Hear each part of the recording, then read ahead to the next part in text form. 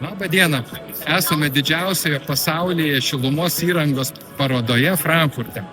NIBE pristato naujausius savo sprendimus, kur pagrindinis akcentas yra dedamas naujiems šaltnešiams, būtent propaną.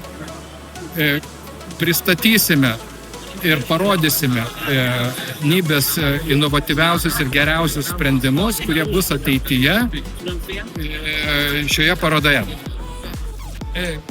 Čia mes matome naują NIBE's monobloką. NIBE, kalbant apie ateitį, orientuojasi daugiau į monoblokus. Jo šaltnešis tai yra propanas. Jisai bus galingumu nuo 6 iki 16 kW.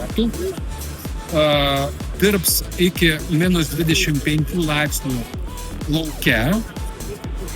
Ypatingai geros charakteristikos vėsinimui, taip pat kaip ir šildymui. Prie šito šilumos siurblio galima bus naudoti visas vidinės dalis, kurios dabar yra, bet taip pat atsiranda naujienos, tai būtent vidinės dalys be boilerio, kur anksčiau NIBE neturėjo. Tai būtent tokia paprastesnė vidinė dalis su paprastesniu valdikliu. Ir yra S klasės vidinė dalis su liečiamu skaitmeniniu jutikliu. Šitoj vidiniai daly yra integruota viskas, ko reikia, išskyrus karšto vandens ruošimo boilerį. Tai yra akumuliacinė talpa šildymui, išsiplėtimo indas, cirkuliaciniai siurbliai, elektriniai kaitinimo elementai ir perjungimo vožtuvas karštam vandeniui. Žodžiu, viskas, ko reikalinga vidiniai dalys. Čia mes stojame prie NIBE geoterminio šilumos siurblio. NIBE šiais metais pristato dvi didžiulės naujienas. Tai būtent geoterminiai šilumos siurbliai su nauju šaltnešiu propanu. Ir antra naujiena, kad tai yra didžiulės galios geoterminiai šilumos siurbliai, kas yra NIBE's gamintojo nauja sritis, nauja teritorija. Šitas šilumos siurblys yra 120 kW. Vienas šilumos siurblys, taip kad katilinę mes galime, darant kaskadą, suformuoti iki 960 kW, kas yra tikrai pakankama Lietuvos rinkai.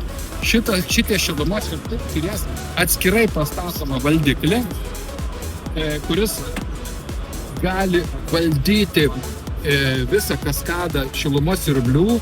Gali būti net sudaromi hibridiniai kaskadai iš oras vanduo ir geoterminių šilumos siurblių. Ir jisai labai išmanus su liečiamu ekranu, va toks atskirai stovantis valdiklis. Čia mes stovime prie ištraukiamojo oro šilumos siurblių. NIBE turi didžiulę patirtį Europoje, gaminant būtent šito tipo šilumos siurblius.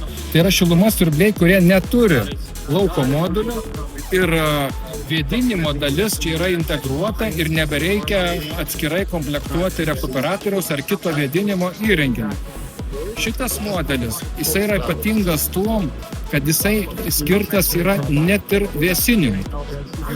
Per grindis, per fankoilus arba per lubas.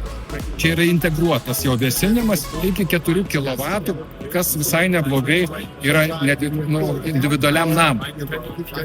Šaltnešis pas jį taip pat yra propanas, tai naujas šaltnešis, kas duoda labai aukštus parametrus. Yra liečiamas ekranas, kuris pasižymė ypatingų išmanumų.